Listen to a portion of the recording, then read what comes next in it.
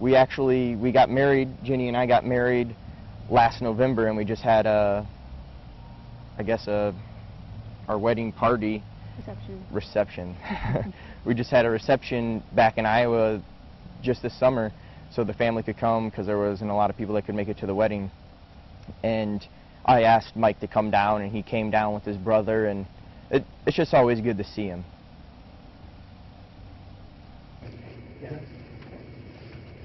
This is Anna Mulrine with the Christian Science Monitor, and I just wanted to follow up a little bit on Courtney's question. And there have been so few medals of honor awarded for the war in Afghanistan, and a lot of what we hear here at the Pentagon is that it's a different kind of war. There's more technology, I mean, versus say World War II, for example. And I just wanted to get your take on that. I mean, how does it feel to be the only living recipient of such a tremendous honor? And I was also curious too, just what the reaction has been among your fellow soldiers there in Italy.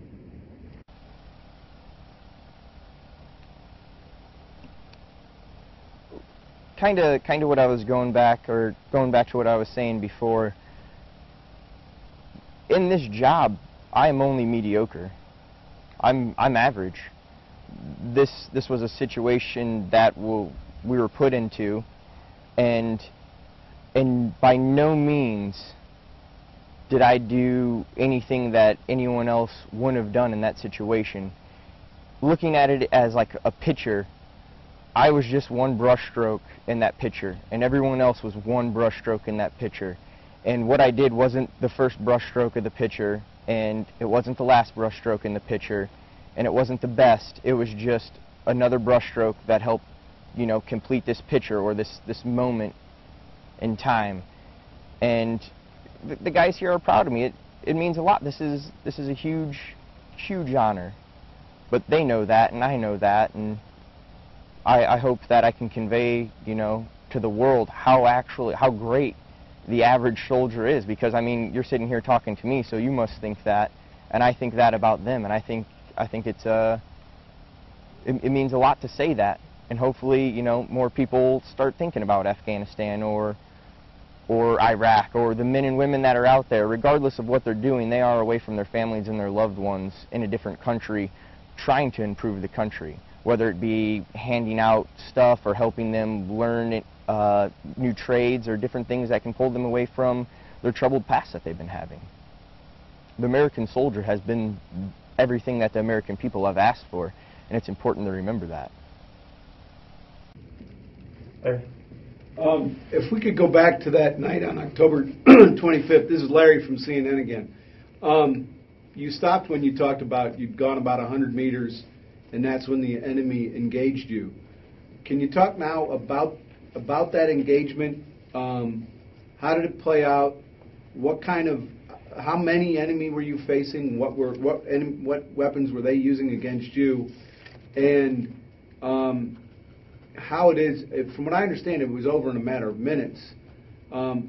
Did you make a lot of conscious decisions, or were you reacting subconsciously to the point where it was over with and the medevac helicopter was coming in?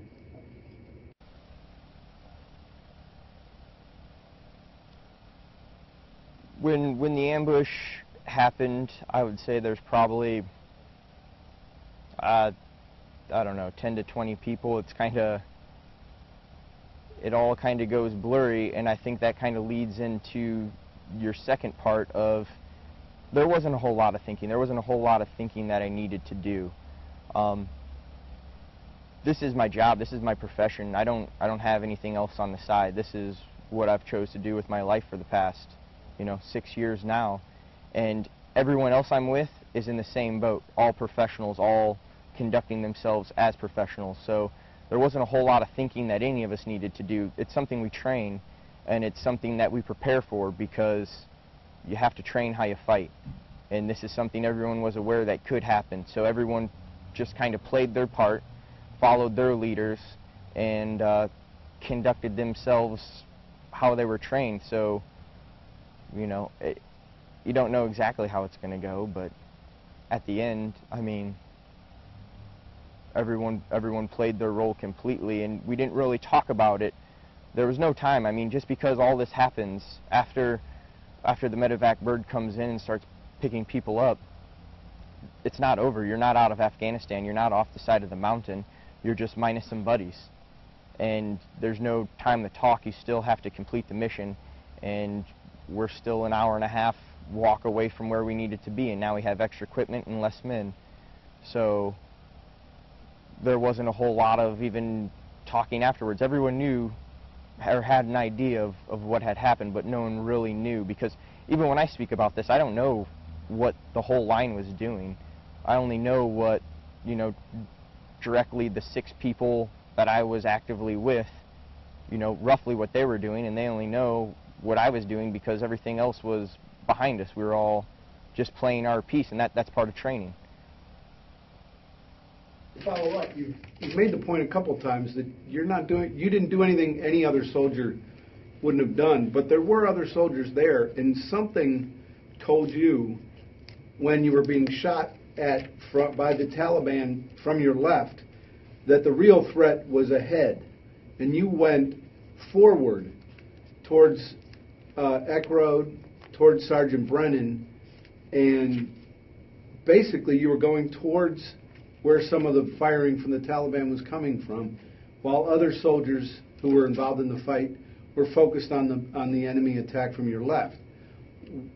At what point did you determine that the best thing that you could do was to go forward on the trail and catch up with Eck Road and Brennan, as opposed to turning to your left and facing the immediate threat of a large group of Taliban with a lot of heavy weaponry?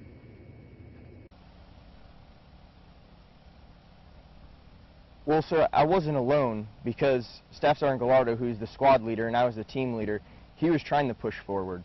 And I did have kind of a, well, before we started pushing forward, I was hit in the SAPI plate from a different direction. It wasn't from the direction that everyone else was shooting or I was shooting.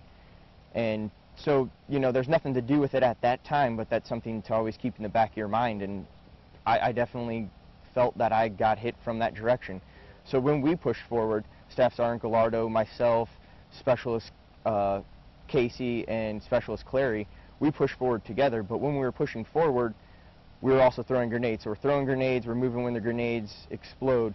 And Casey is the one that was on the SAW, which is, it's a mass casualty producing weapon. He's shooting more rounds than everyone else. So it's more important for him to be playing his part, and his part was to do more shooting than moving at that time.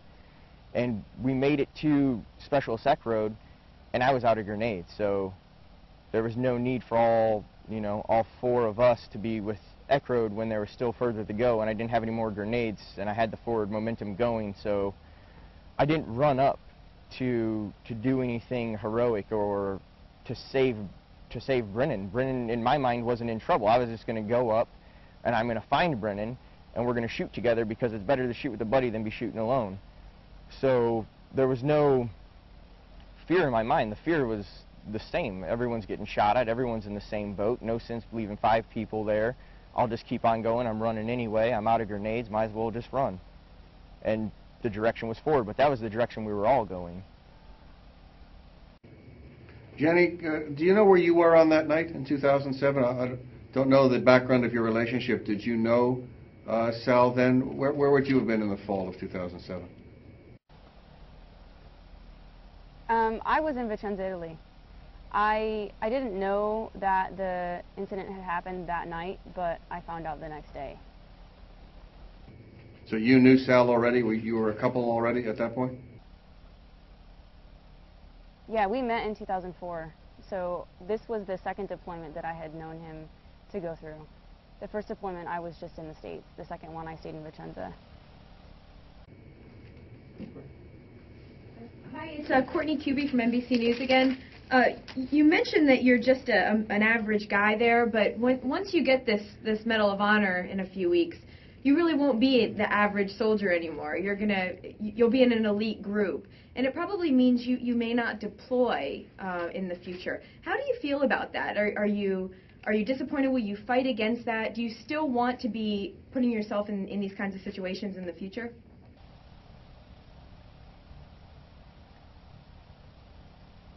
Right now, the future's an open book for us, and we're talking sometime in the future and sometime down the road, and I think we'll just cross that bridge when we come to it.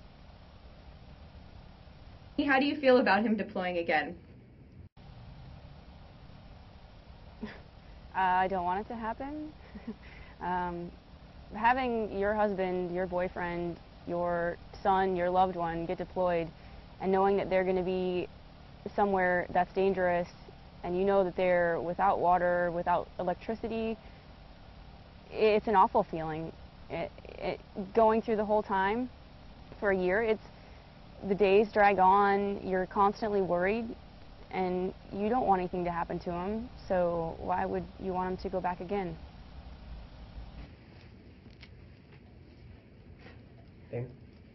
Jenny, could you tell us a little bit about yourself? First, most importantly, the correct spelling of your name. Could you say that again? How would I spell your first name? Jenny or Jennifer, or what do you prefer? You can just call me Jenny, and it's spelled Jenny.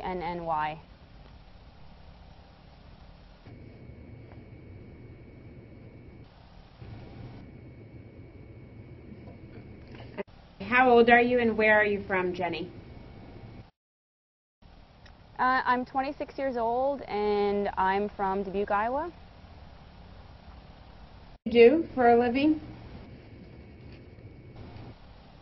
Excuse me? What do you do? Currently, right now, I work as a youth assistant at the teen center on post, and I teach yoga at the gym twice a week, and I'm also taking a couple online classes to try and get into a ultrasound program next fall. Busy. But yeah, a little bit of a lot of things. Staff Sergeant Giunta, this is Justin Fischel from Fox. Tell me what your family said when they heard you were picked for this honor. How did they react? What did they say to you?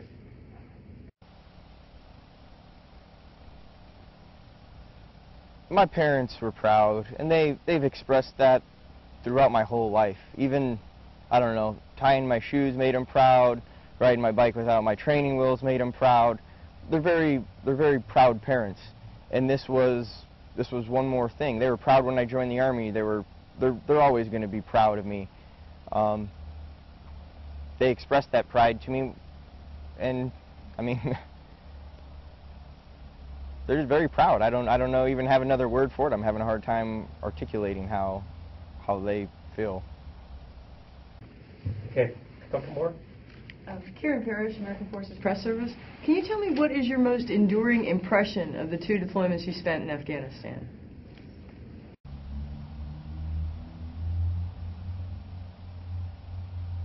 My most enduring impression of both deployments in Afghanistan are the quality of people that continue to be pushed to Afghanistan and go to Afghanistan time after time after time again, and how they are willing to do something most people won't do, and then they're willing to do it again. And I guess my most enduring thought is how tough the guys around me really are. Larry?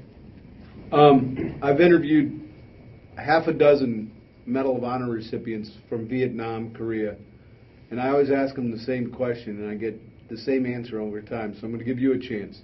Are you a hero?